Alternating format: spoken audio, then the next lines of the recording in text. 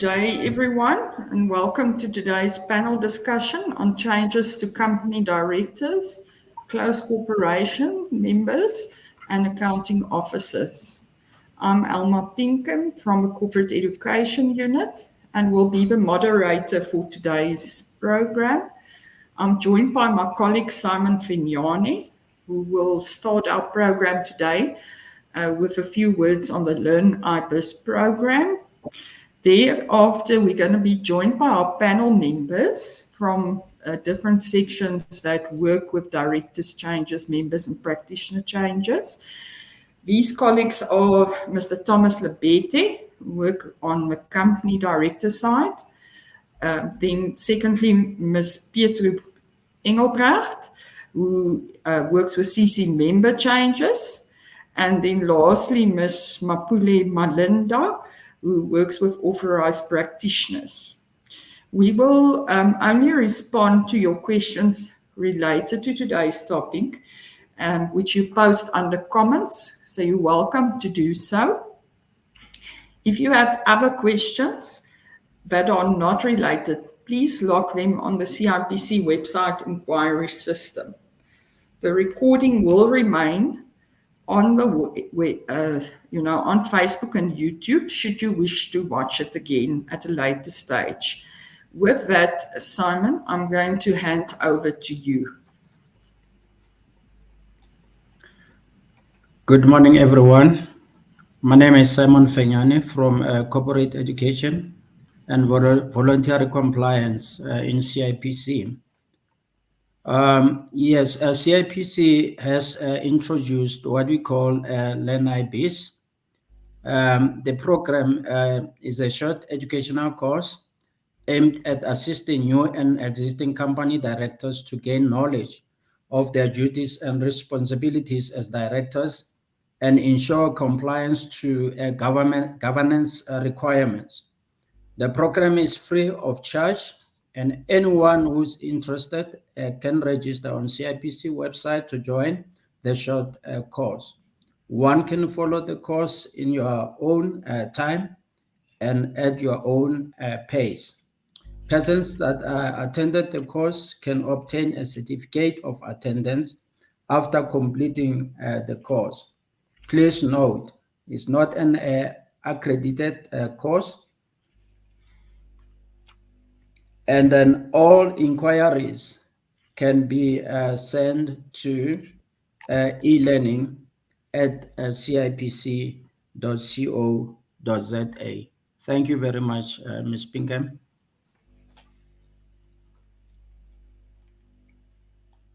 Thank you, Simon. I'm going to start off with Thomas Lebete and director changes. Thomas, can I just ask you before we start that you just tell us over and above director changes, is there other types of matters your unit works with as well, your sub-unit, can I call it that, with directors?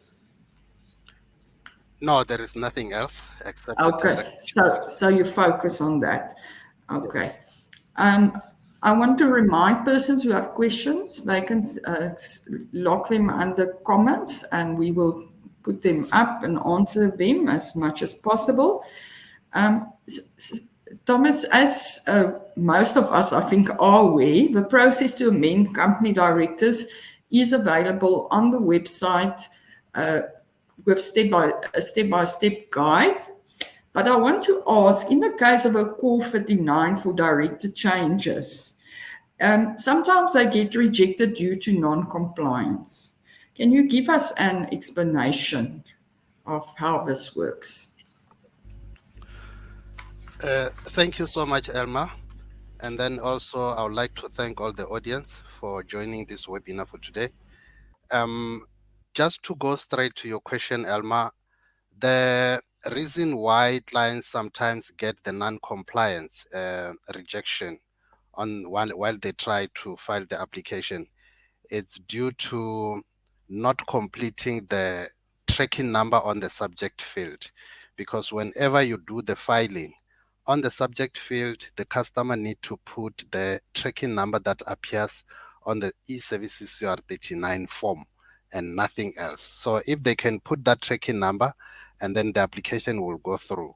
But if not, or if they write the registration number or they type in tracking number in words, then the system will not be able to read that, because it has been designed to only read the tracking numbers.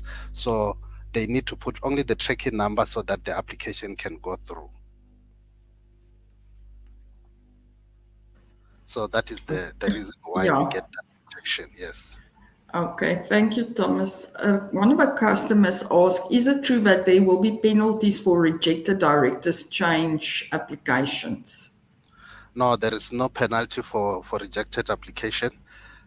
Even though clients are expected to file the application within 10 business days after the vacancy has arisen in the company, there is no penalty that will be they will be penalized on for late filing. So the 10 days period is just a standard that the company need to comply, but there is no penalty that will be paid with regard to that. Okay. And the next question, how does one remove someone as a director if the other directors do not give consent, individual divorced, and the other party to sign documents or to sign docs is the ex will not sign documents? Yeah, remember that there is a difference between resignation and removal. So if the director wants to remove another director, then there is a process that needs to be followed in terms of the Section 71 of Companies Act.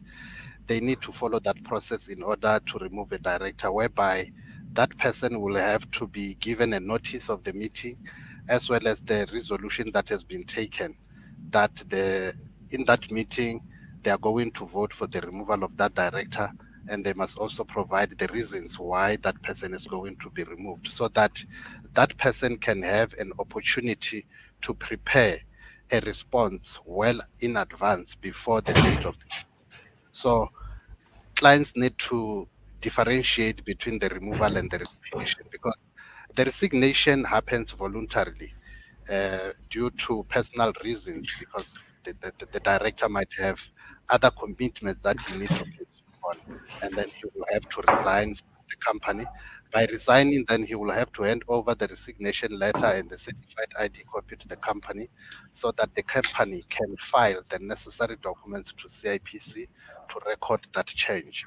But when it comes to the removal can happen due to incapacity of a director, due to fraud, due to theft, or any other matters that may warrant removal of the director.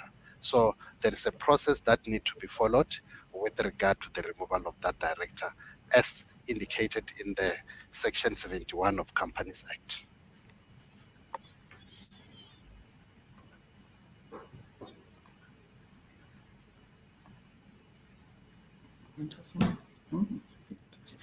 Okay, thank you, Thomas.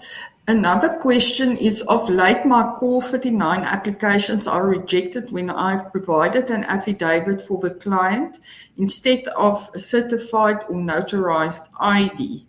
When did this change? I thought that the affidavit would be sufficient. Remember, the affidavit will only be used in case the company cannot provide the ID copy of the person who is affected by the change. For example, for the person who is resigning from the company, but they are not able to submit the ID copy of that person.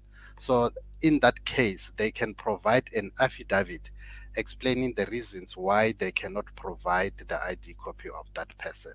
So it should not be rejected if they have provided that affidavit explaining exactly the reasons why they cannot provide the ID copy of that person. So the notarized ID is accepted. So if maybe you got rejection with regard to that, that was a wrong query. And then it is not supposed to be like that. Before I give you this question, I just want to make a remark. CIPC does not do funding. People who want to apply for funding can contact the DTIC or Department of Trade and Competition. Our next question says, good morning. Does CIPC make provision for directors' designation in a company? For example, Chief Executive Officer, Chief Financial Officer, or Chairperson? Yeah, currently CIPC only have designations for the directors and non-executive directors. We don't have designations for the chief executive officer, chief financial officer, or the chairperson. Those are the titles that can be used within the organization. But when we come to processing of applications, we don't have those designations in our system so that we can indicate that this one is a CFO, this one is a CEO, this one is a chairperson. They can only use those titles within the company. But when it comes to the record of the directors, we record all of them as directors or non-executive directors. Unless maybe as per the current, in fact, for the next system that will be introduced, that is where those designations are catered for. Then you can be able to indicate this one is a chairperson, this one is a chief executive officer. But under the current system, then we only cater for the designation of directors and non-executive directors. Thomas, we also have Marumo Modiba with me. He just wants to add on to what you've said. Yes. Greetings.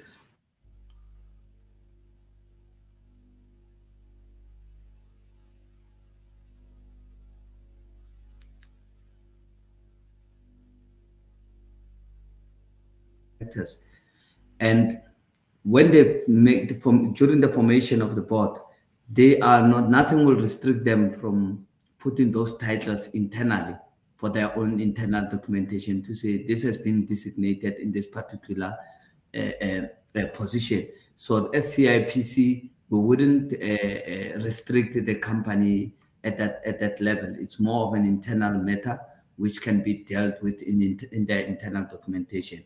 As you correctly said, however, for compliance to our documentation, we'll put the designations as you provided. Thank you. Okay, but next is like a comment that says, I do think that you need to do an entire section on directors removal, as there are many factors that come into play, and the CIPC need to advise on these as well as when to approach the tribunal.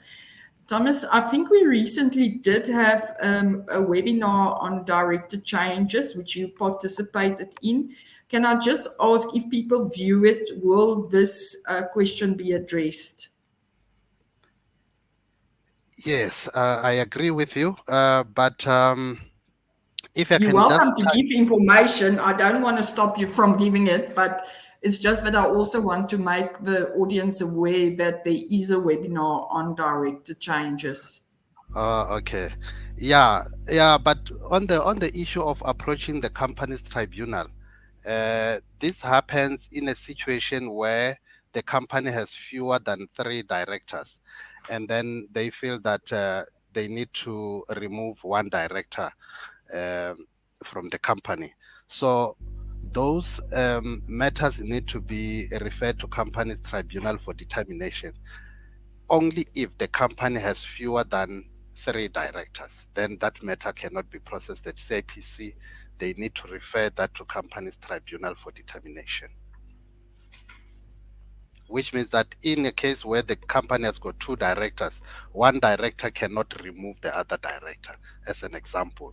So that matter will have to be referred to company's tribunal, unless if the person has voluntarily resigned, then that transaction can be processed at CIPC.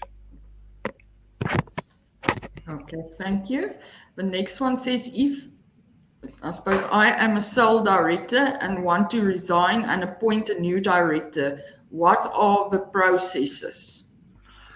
The process to appoint a new director and resign the existing one, they need to submit the CR39 form, and then in terms of the supporting documents, they need to co-sign the resolution which means that both of them must sign the resolution that will state that Director A is resigning and then Director B is appointed. And then we will need their certified ID copies that are not older than 3 months. And then we must also need to get the resignation letter as well as the consent letter to be appointed as a new director. So those are the supporting documents that they need to file in order to effect that change. Okay, next one. How can I remove myself as a company secretary wherein the directors do not respond to my email request to do so? I think the issue of the company secretary can be handled by the Mapula's unit, where they deal with the authorized practitioners, including the company secretary. So with this one, I cannot be able to tell exactly what need to be done to remove the company secretary if maybe the directors are not responding to the calls or the emails from the company secretary.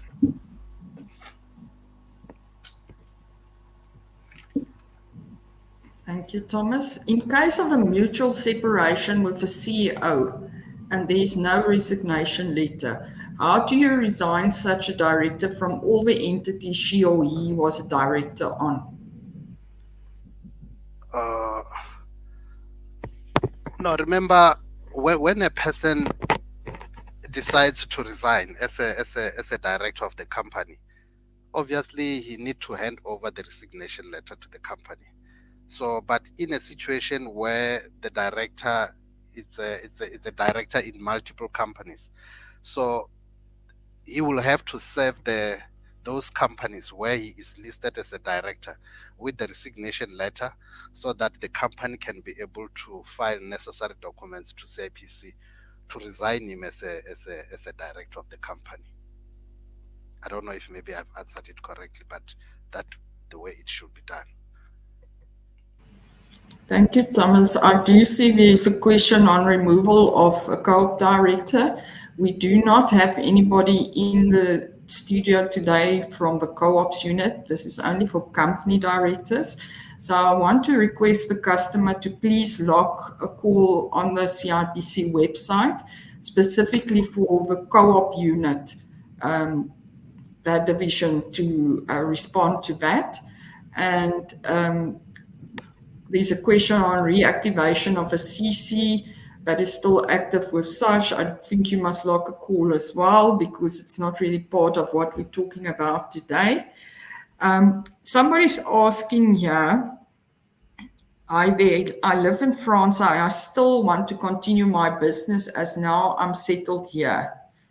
Fashion Force Africa. Can they do so, Thomas? Can they do changes if they sit in France to their directors?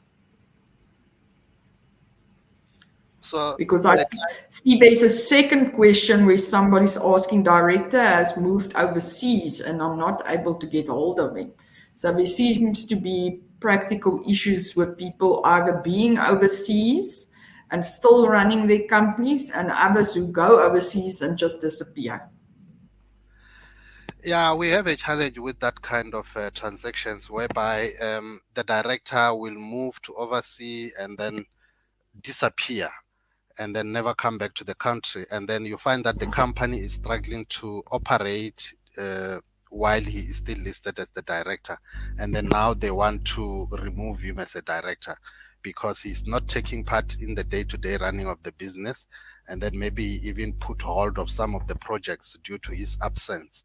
So the company can submit the resolution to CIPC to indicate that this person is nowhere to be found. And then now the company has taken the resolution to remove him as a director because now he is nowhere to be found, and then he's not doing anything for the benefit of the company. So in that case, they can file the resolution, company resolution signed by the existing directors. And then from there, they will have to give us an affidavit indicating that they cannot provide the ID copy of that person because he is nowhere to be found. So those are the documents that they can submit in case they want to remove that person as a director from the company. Thank you, Thomas.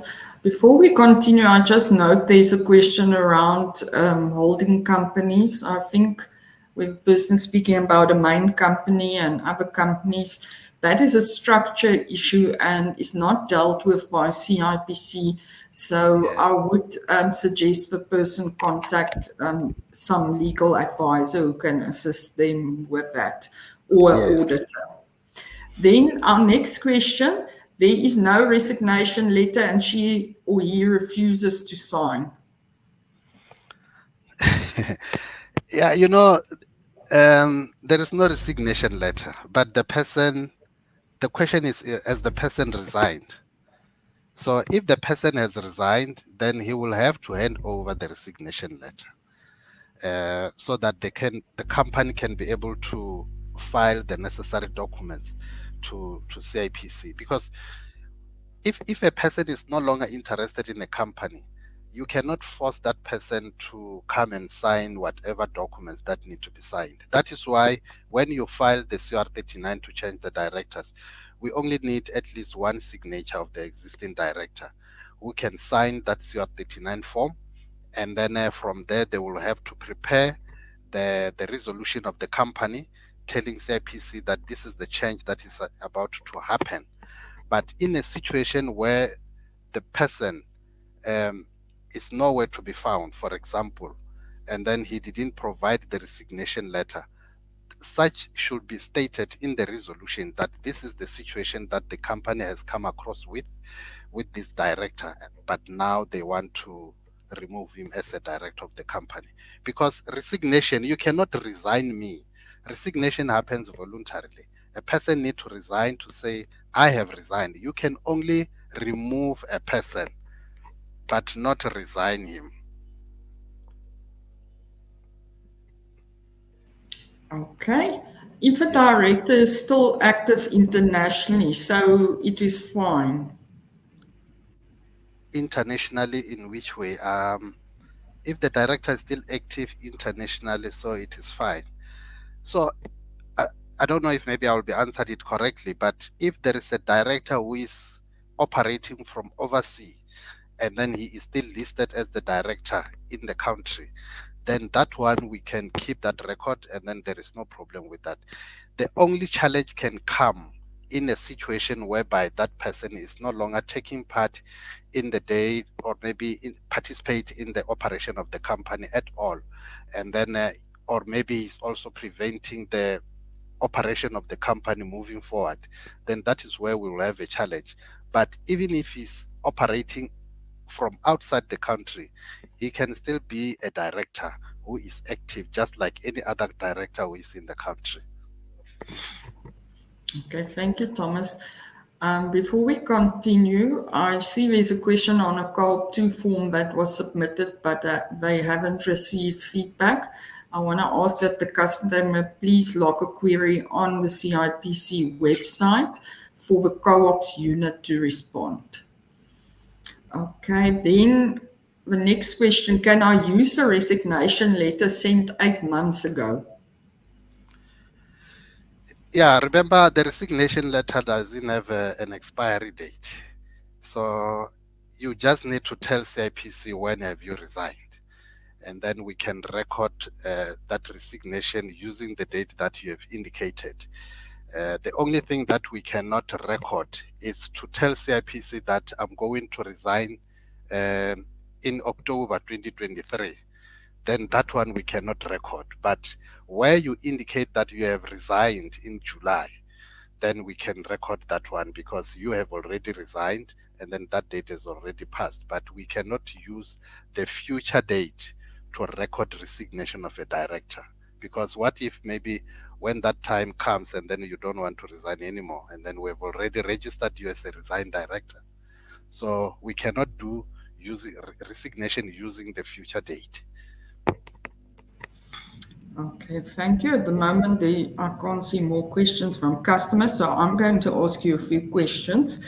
Thomas, why does it happen that documents that get uploaded or emailed are not received by CIPC?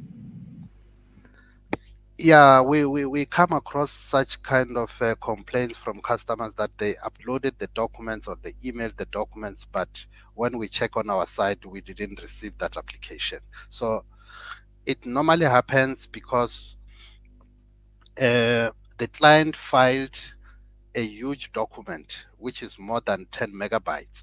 Remember, the system has been designed to accept at least 10 megabytes size of the document. So if you attach more than that, then the document will not come through. Then you can keep on phoning CIPC why I submitted my application or maybe I emailed my application, but it seems there is nothing on your side. So in most cases, it's due to the size of the document that has been submitted. It should not be more than 10 megabytes. And then if it is less than 10 megabytes, then it will go through. Okay, thank you. How can a client inquire about the process to do changes to contact details of directors?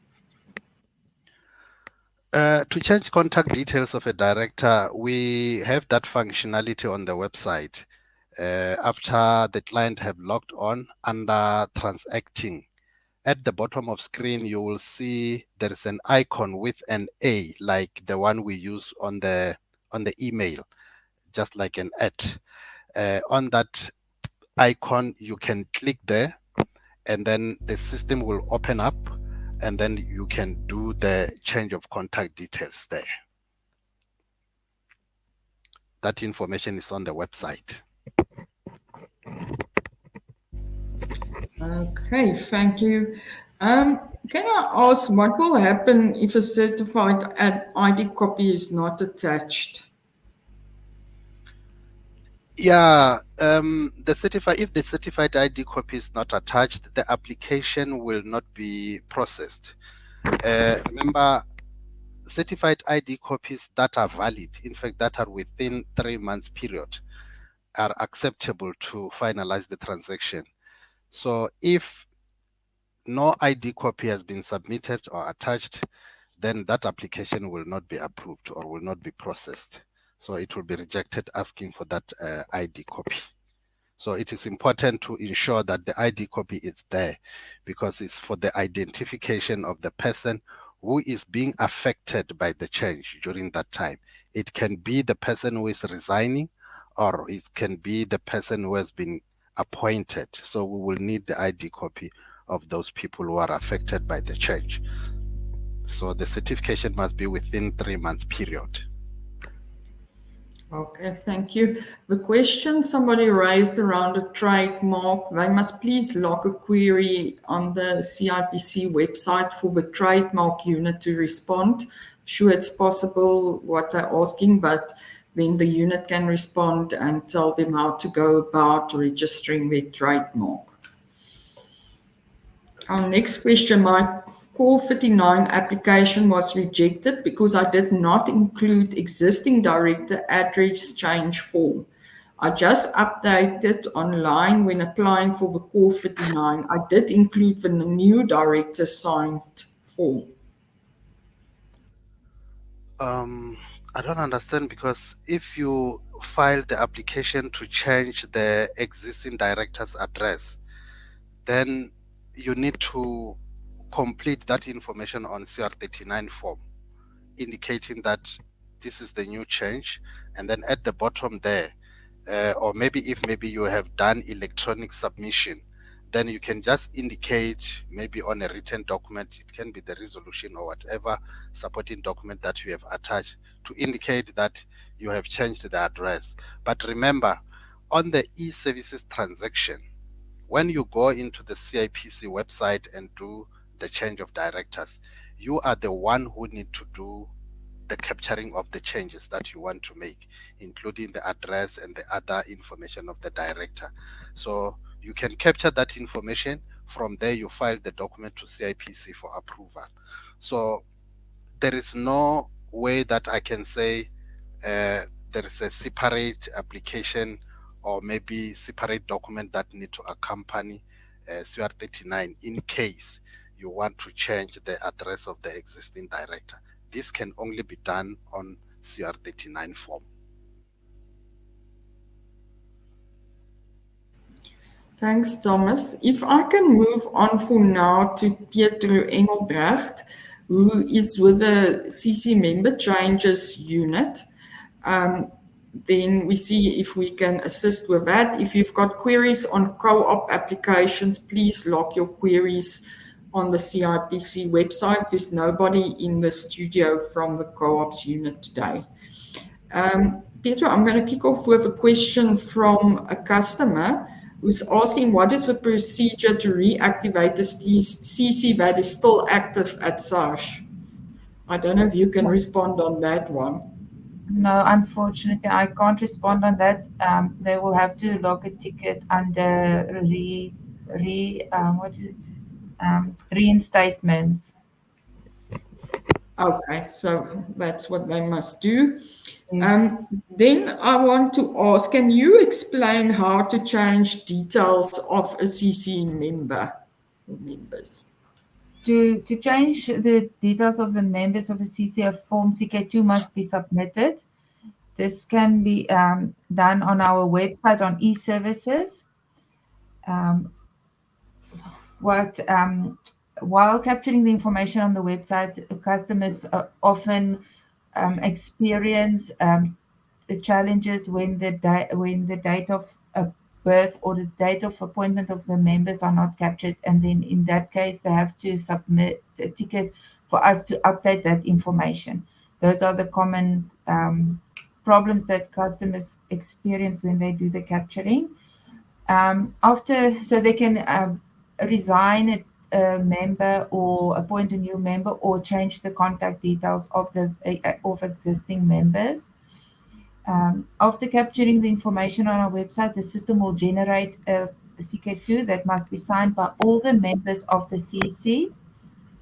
The CK2 can be uploaded on our website on e-services, or it can be emailed to eservicesck2@cipc.co.za. It is better to upload the documents because you can attach larger attachments and the quality of the documents that we receive are better. The supporting documents that are needed will be the certified ID copies of all the members and the written instrument signed by all the members, including the new members, consenting to the changes. It can be in the form of a sale agreement, resolution, minutes, etc.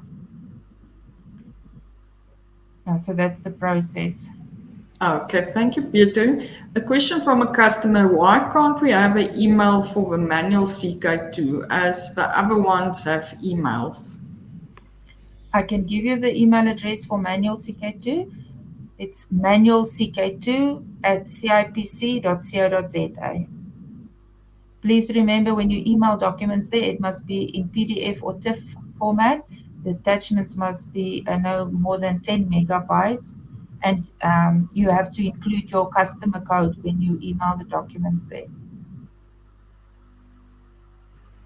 Okay. How do customers follow up on submitted documents? To follow up on a submitted document, they can submit a query on our website. If a document, if you find that we didn't receive a document, the possible causes might be that the size of the attachment exceeded the limit, that the documents were not in the correct format, so it wasn't in PDF or TIFF format, or if it's an e-services CK2, it might be that you have not included the tracking number of the CK2 in the subject of the email. Okay.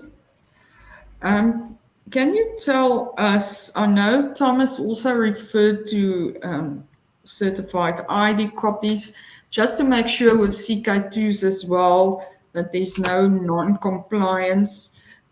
What do they do when they do certification from the IDs? I mean, what format must it be in, especially with the smart cards and so forth? Okay, so the requirements for certification that the ID copy must be clear and legible, and if it's a smart ID card, front and back of the smart ID card must be on one page. And if you and only one ID copy or one passport copy can be certified on a single page. The Commission of Oaths must provide the following information. You must stamp or write that the document is a true copy of the original. The Commission of Oaths must provide his designation. He must provide his full names and surname. He must sign that to confirm the certification, and then also write the date of certification. The certification may not be older than 3 months. Okay, thank you. I just want to make a comment. Somebody asked about deregistration of a company. Please check. I'm sure we've done a webinar on that matter. You should find it on our website under webinars as a podcast. Otherwise, lock a ticket on our under inquiries on the CIPC website. Peter, can you also expand on trust documents that have to be submitted where it's applicable? Okay, so if a trust is a member of a CC, those CK2s must be submitted manually. It cannot be done on e-services. So the supporting documents will be a copy of the letter of authority issued by the Master of the High Court. Also, the copy of the sections of the trust deed that identifies the beneficiaries of the trust. Thirdly, a signed power of attorney by each of the trustees appointing one of them as the representative of the trustees for purposes of holding and dealing with the members' interest in the CC concerned. And then a letter by the representative trustee in which he furnishes the name, registration number, and address of the trust, the names of all the trustees of the trust, the number of beneficiaries of the trust, and the particulars of all the beneficiaries. The reason why it's important for us to know who the beneficiaries are is because the beneficiaries are counted as the members of the CC. So the members of the CC, when added to the number of beneficiaries of the trust, may not exceed 10. Okay. And what are the requirements in the case where a member is deceased? If a member is deceased, it's the responsibility of the executor to transfer the member's interest to the correct person. So we need a CK2, and the executor must sign the CK2 on behalf of the person that has passed away. We need a copy of this letter of executorship issued by the Master of the High Court, and a copy of the certified copy of the executor's ID. Thank you, Peter. If I may move on now also to Mapule Malinda, that she can just speak a little bit on accounting officers as well. Mapule, how do one amend an accounting officer's details? Thank you, Alma. To amend an accounting officer, you will need a CK2A signed by all active members. All active members must also attach their certified ID copies, the consent letter of the accounting officer, and then they scan them all together to manual CK2 at cipc.co.za, and then it will go through to the back office where the changes will be done. Okay, and how can one appoint an accounting officer? Appointing an accounting officer, Elma, is the same as the one that I just stated now, that you have to send through a CK2A, attach the consent letter of the accounting officer, the certified ID copy of the members, all members, and then they scan and email all those documents through. Okay. Mapule, there's a question from a customer that's asking, what is an accounting officer? An accounting officer is a member of a recognized profession body, which is a condition of membership requires as a relative subject as an accounting officer, a person who can be the accounting officer. Okay, can you also explain why a PTY limited or private company cannot be an accounting officer? Because a PTY Ltd cannot be an accounting officer because it does not have it's not recognized by any professional bodies, so therefore it cannot be appointed as an accounting officer or recognized. It's a separate legal entity. Okay, and why is a consent letter needed when appointing an accounting officer? A consent letter is needed when appointing an accounting officer so that we as CIPC do check the points, being the practice number of the professional accounting officer, their professional body, whether where they belong, sorry, and then therefore we as CIPC do go back to the professional body and find out if they are the legitimate accounting officer. So a consent letter is needed for us to verify the details of the accounting officer. Okay, can I just ask that you give us some details on the consent letter? Okay, the details of the consent letter will be the practice number of the accounting officer, the name in full of the accounting officer, the professional body of the accounting officer, the address of the accounting officer as well. Those are the four important elements on the consent letter that is needed. Okay, and lastly, where do we send the application documents? You send them through to manualck2@cipc.co.za. And it can only be done manually. Currently, we don't have an online accounting officer amendment. Okay, I'm going to come back to questions from customers, and these may be mixed between director changes, CCs, and accounting officers. The first one says, based on CK2 CC amendments, whereby under directorship is the executor, so what's the procedure to remove the executor as a director? And let's say appoint the children of a deceased who was the owner of a CC. Not sure if you understand my question. Thomas, Pietro, I don't know. Thomas can be able to assist. Okay, so if the executor is a member, if the executor is a member of the CC, the executor can transfer the member's interest to the children if that is what the will of this person says. So then the executor will submit a manual CK2.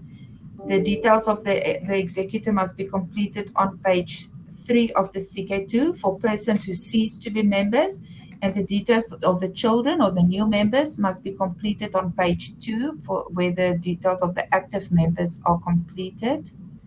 And the certified ID copies of all the members, the executor and the customer code owner must be attached, together with a written instrument confirming these changes.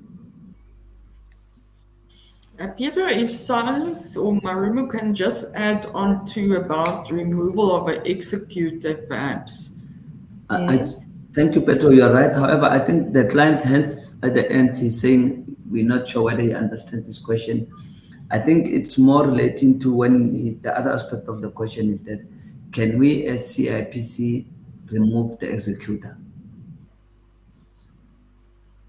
Which we Removal on can't it. because we don't appoint the executor. That process comes when through the master, so it's not something within our ambit to remove executors.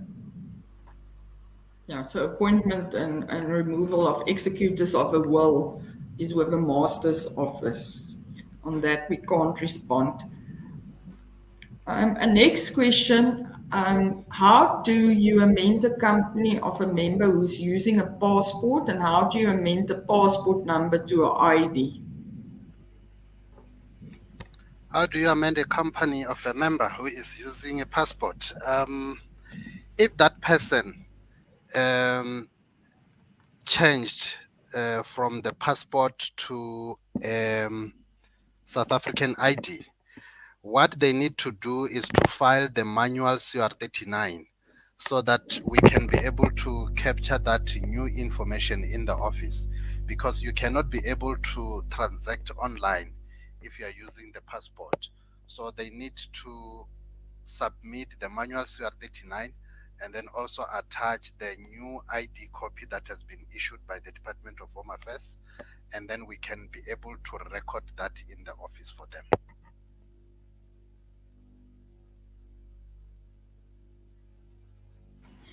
Okay, I saw that there's one query on MOIs. I just want to ask this customer to log a query for the MOI unit to respond to that. We can't do it here today. Thomas, you can tell me whether you're able to respond to this one. We got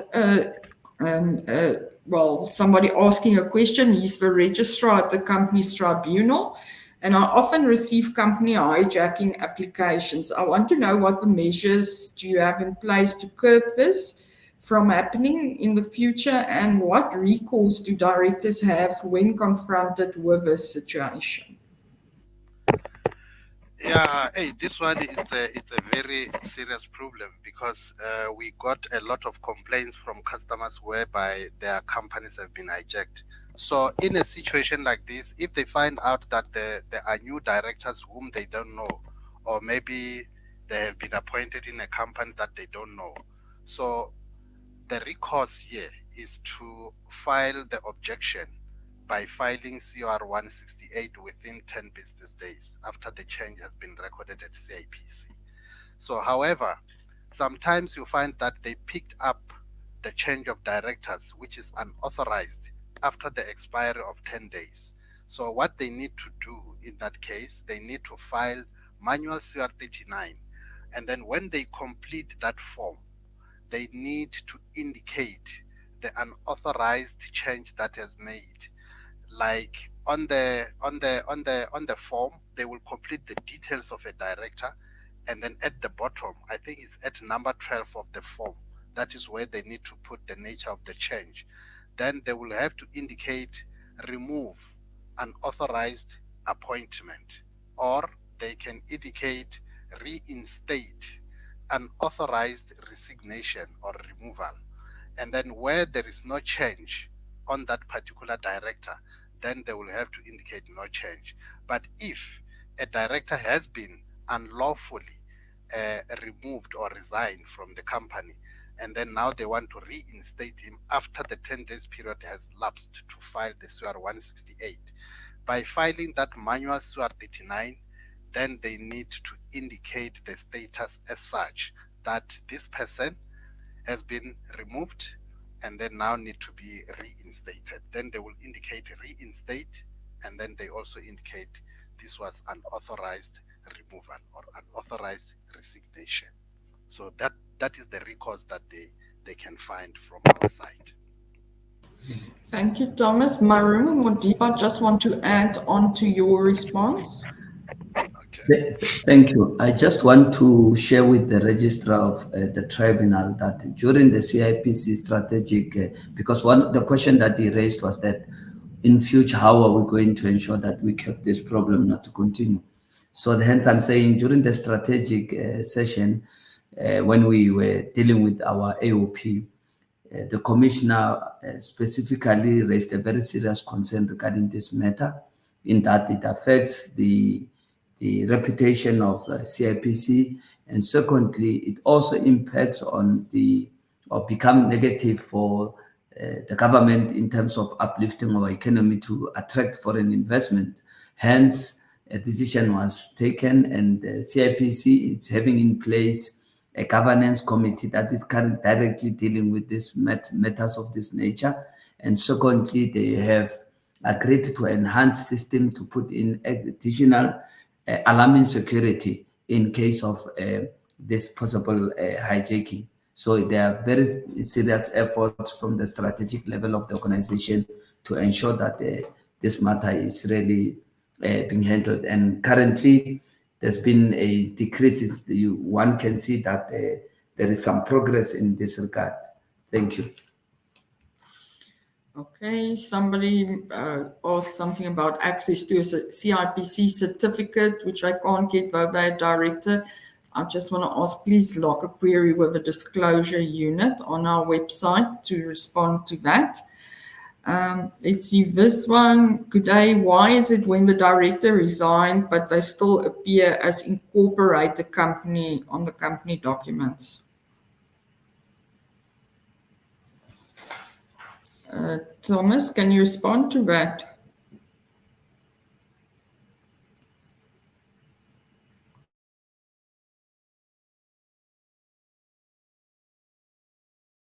Marumo, can I ask you to respond to that? It's more of saying that when a director it's appointed on your COR 39, and the information that will reflect upon incorporation will always differ, because remember, you can be an incorporator but not necessarily being a director, which I think Thomas would agree. Hence, that would be normally create the difference in this regard. Thank you. Yeah, that's more likely, I think, to have to do with at the time of incorporation, yes. Those people were members, and I mean, the Act requires a certain number of minimum numbers, so we must always be able to show that, the application complied to the Act at the time of registration. Okay, and next question. Good day. When I am in partnership ownership company, when registering a company, do we have to provide our IDs? I think this is slightly off the topic of today, but I'm sure you have to provide your IDs, but you're welcome to log a query with a company registration unit just to give you details. You can also check our website for our step-by-step guide on registration of companies, what you are required to submit. Then Thomas, we have a question. What disqualifies a director?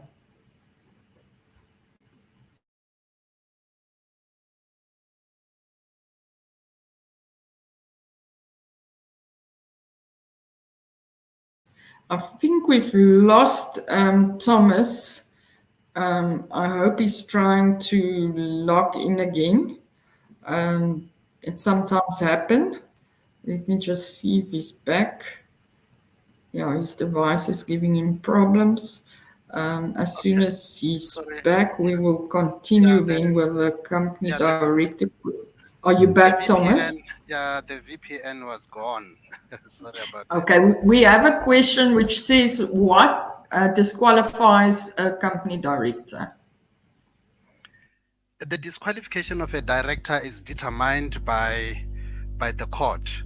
A director may be disqualified for various reasons, but it's the only court that can disqualify such a director to continue as a director of a company. So once that person has been disqualified, he will have to serve a certain sentence while in disqualification status. Then during that period, you won't be able to allowed to be appointed as a director then sometimes you find that the person has been disqualified for a period of 5 years. It starts with 5 years and upwards. It can be 5 years, 7 years, 10 years, and then that person will be disqualified during that period. So, but that one will be determined by the court based on what issues the court find him guilty on that will warrant disqualification of him as a director. But that person, once he's under disqualification status, he cannot be appointed or act as a director of a company until such time when he is fully rehabilitated. So once he's disqualified, the court will send CIPC the court order indicating that that person has been disqualified so that we can list that person in our register. We have got a list of disqualified directors.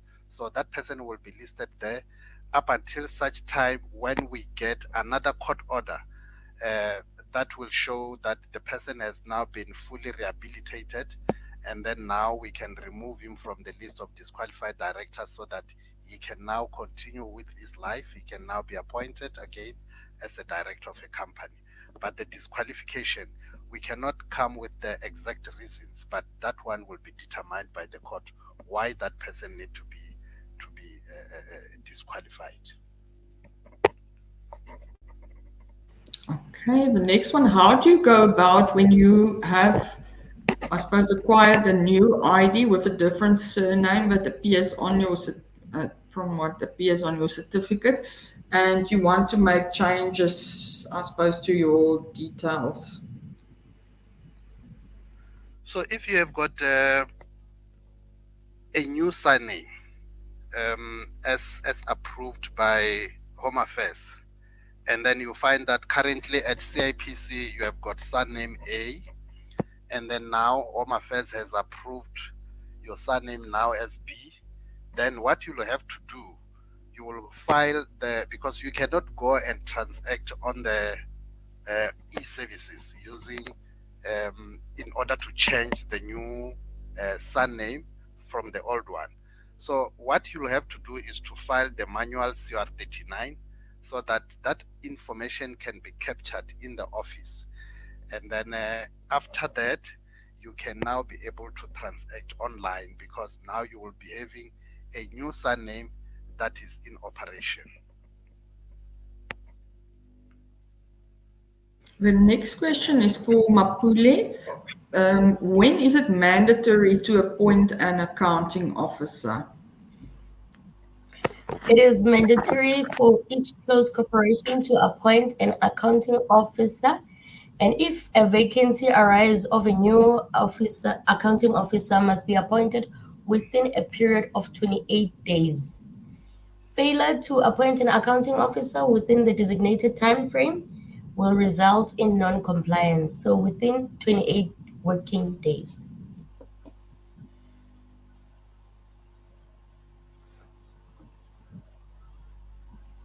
Thank you, Mapule. The next question, what needs to be done when you can't trace the other directors you registered with and you want to resign yourself from the company as the director? What are the requirements and documents needed? Thomas, you might have already said something about it, but perhaps you can just repeat. Yeah, this one is a very tricky because directors are appointed by the company. And then when you have to resign, then you have to resign with the company by submitting your resignation letter. And the company will have to file the necessary document to CIPC within 10 business days after you have resigned. And then if the company fails to do that within that 10 days period, it means it will be in contravention of Companies Act.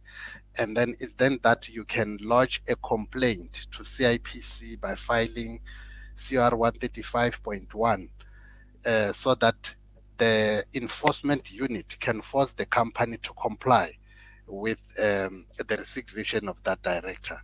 So it's a tricky one because you find that in most cases, directors, they've got some issues, they've got some infights, which need to be resolved by themselves, not by CIPC, because CIPC cannot be thrown into the infights within the companies. For example, those people who are running the company, they need to resolve whatever issues that they come across with. In case they have got some differences, and then they need to come to an agreement as to how do one resign and then how do one remain in the company. But yeah, this one it's a tricky one. Thomas, this might be slightly similar.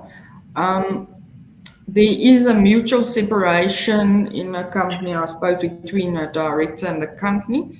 Both company and director agreed to separate. However, the separation was acrimonious. Then he refuses to sign a resignation letter. How do we remove him? Yeah, I think we've already attempted deal with this one before, but where the director has resigned and then now he's not coming to cooperate to finalize the whole process, the company can submit the resolution indicating this is the situation, the director has resigned, and then unfortunately he is not cooperating with the company to submit the required documentations. But when it comes to the document that need to be signed, the resigning director, we don't expect that person to resign to come and sign the documents, because once you hand it over your resignation, it means that you are done with the company.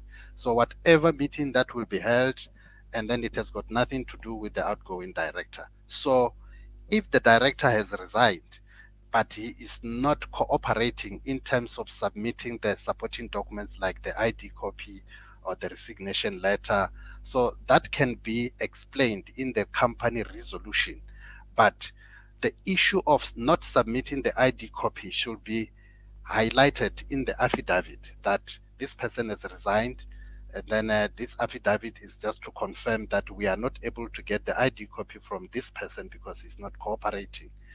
Then that affidavit together with the resolution will be sufficient for us to process that change.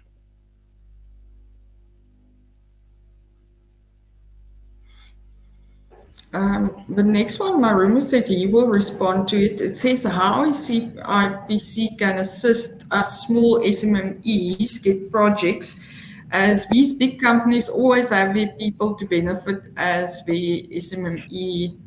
I'm not sure what's that.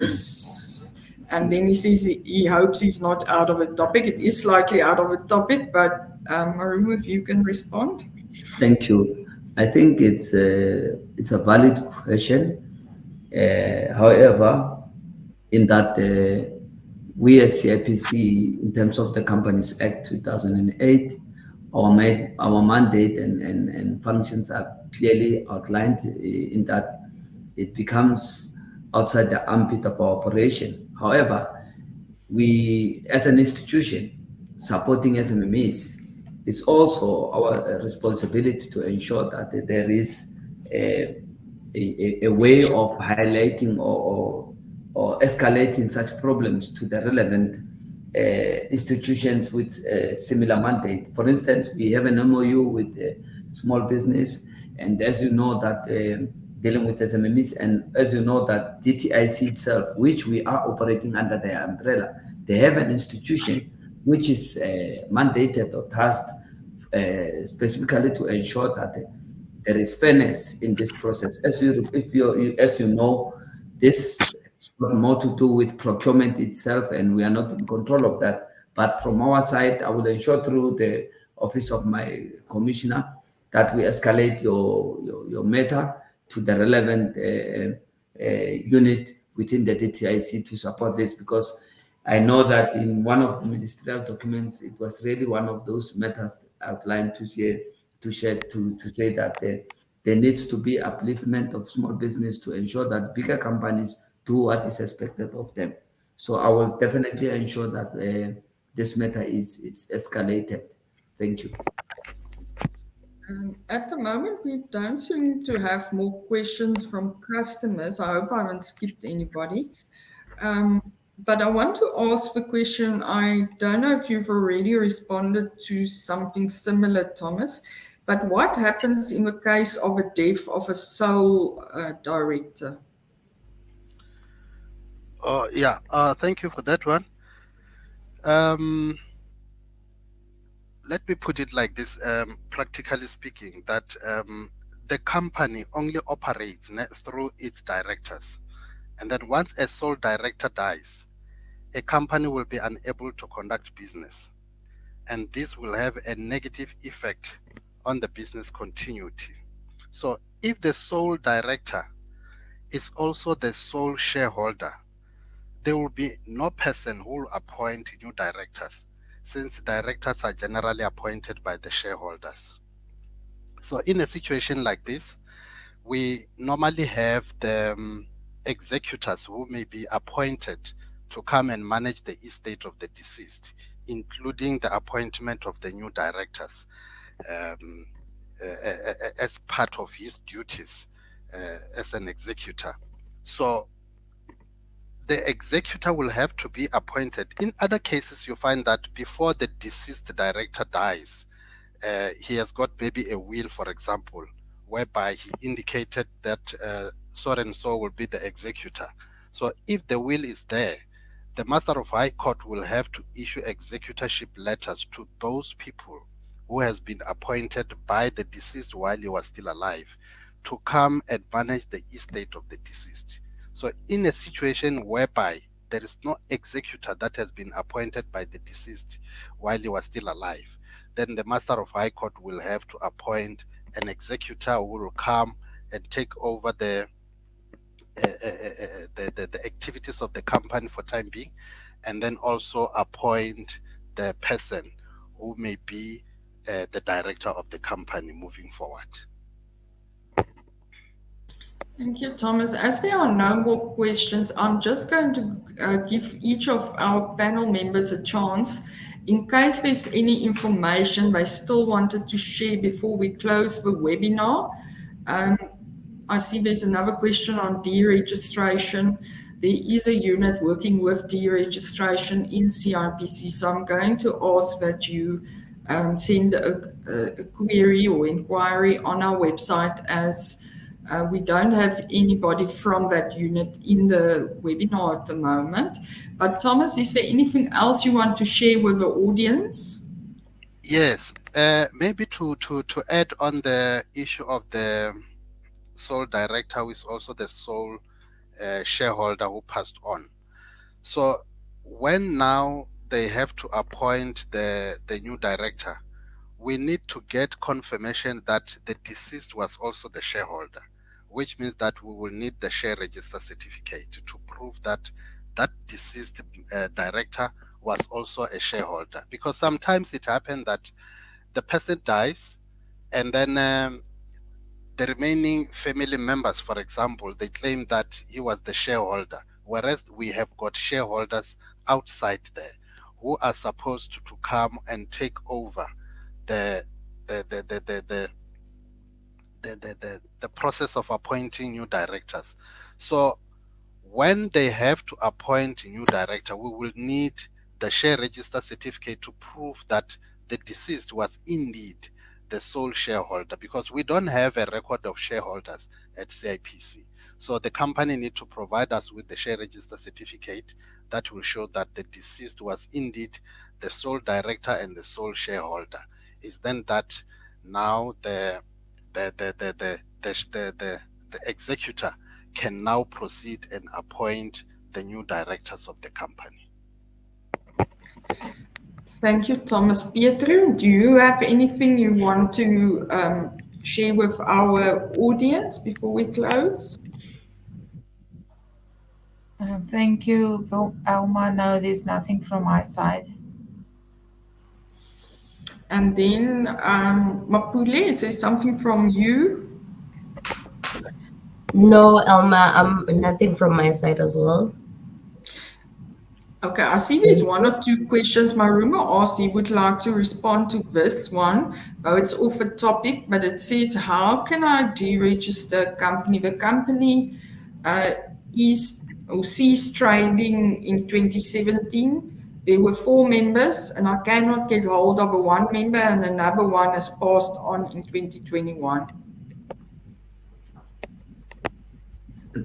Thank you. I think This question, much as it may be out of scope, but it's linked to the response that my colleague Thomas responded to in terms of saying, I recall when a similar question was asked to say, if you can't get hold of a member, it's a similar situation, same response that he gave, that there will be a resolution still applies to the question that has been raised here, where it will be clearly indicated to CIPC to say this is what transpired in the resolution of the company.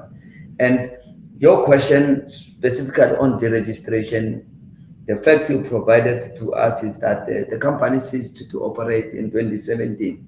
That on its own, in terms of the act itself, Thomas would agree with me that the 2017, if some company ceased operating, the annual returns kicks in, and automatically, due to non-compliance in terms of annual returns not being submitted, the company the status could be different in terms of not being alive anymore.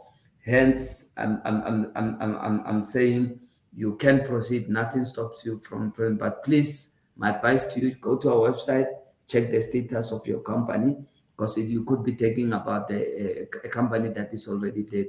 Thank you. No, you're right. I see a few questions has come up again. This one says, my friend is asking if he can put his son as director, but he will not be active as he's still a minor. What are the processes needed to be followed? No, a minor cannot be appointed as a director. Okay, short and sweet. I just want to say to this person who asked about the amendment of directors of co-ops, please check our website. There is details on amendments to co-op directors. It's a co-op 2 form, but there are additional information you must provide. But it's all available on our website. If you still struggle, log a call for the co-ops unit. Then this question, how does one handle a case whereby as we are 4 directors and the other 3 directors are inactive and do not show interest in the company? Yeah, you see, as I've indicated before, these are the internal infights within the directors themselves that need to be resolved within the company. CIPC cannot come and intermediate whatever differences are taking place within the company. So if there are 4 directors, as the client has indicated, and the other 3 directors are inactive and they do not show interest in the company, then they will need to resign because they are no longer interested in the company. Then they are expected to resign so that the remaining director can continue with the business. Simple as that. Yeah, if Marumo can just add on to that, Thomas. I supported the response, and I think my colleague Thomas, we need perhaps to try and more educate people to say that they need to make use of the company's tribunal, because the entity itself's mandate is very clear to say it's an alternative dispute resolution. That is a platform that they need to start encouraging our people to kindly go or view the website of the company's tribunal. And we are blessed to be having the registrar of tribunal on your event today. And I think more people should try and use it. And once our people are clearly educated to say such a platform exists, when they have these internal problems we've highlighted, especially the directors to cooperate and do whatever is required, they will be guided properly by them. Thank you. Marumo, perhaps we can look into having a combined webinar with the tribunal that these kind of matters can be discussed to make customers aware. Okay, lastly, I've got a question here. If a company wants to appoint a new director, what documents are needed? They need to submit COR 39 form accompanied by the resolution confirming the appointment of a new director. They must also submit the certified ID copy of the newly appointed director. And then that newly appointed director must also submit his consent letter confirming that he is appointed, or he confirms or he accepts to be appointed as a director of the company. So these are the documents that need to accompany COR 39 form. Okay, thank you very much, Thomas. I think this brings us to the end of our panel discussion today. So I don't see any further questions from customers. I want to thank our audience for joining us and asking questions. I hope the webinar has been of value to you, and we hope to see you at the next webinar. Have a good day. Bye-bye. Thank you so much. Thank you. Goodbye. Thank you. Thank you, everyone. Bye-bye. Well